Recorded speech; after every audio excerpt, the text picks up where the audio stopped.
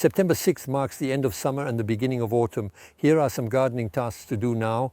In the vegetable garden, give a quick hoe between your lettuce plants so that these plants don't grow too much before winter. Plant your strawberry plants, sow your lamb's lettuce, transplant your chicory and escarole. As for your celery, remove the outer leaves to prevent rot. If you still have some nice cucurbits like melons, squashes and pumpkins, place a small board underneath it to still avoid rot. On the balcony, on your terrace, in the pots, planters and containers, especially don't lose sight of all your annual plants like geraniums and remove all the faded flowers as they appear.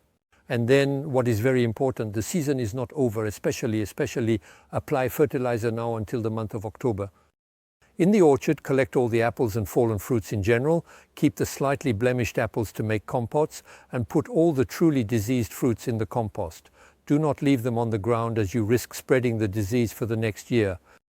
In the greenhouse, if it was very hot this summer, you probably put up shade cloths which helped filter the sunlight. As the sun becomes increasingly absent starting in September and October, you should start thinking about removing the shade cloths. To preserve and maximize the light, don't hesitate to give your windows a good cleaning.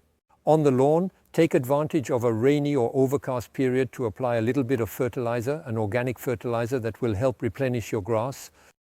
Also take advantage of the month of September to continue mowing, of course. Above all, make sure the blade is well sharpened. Don't cut too close because you risk having moss this winter.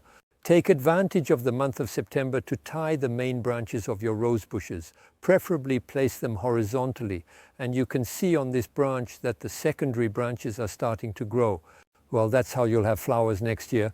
And then find more tips on our website, rustica.fr, and every week in Rustica Weekly.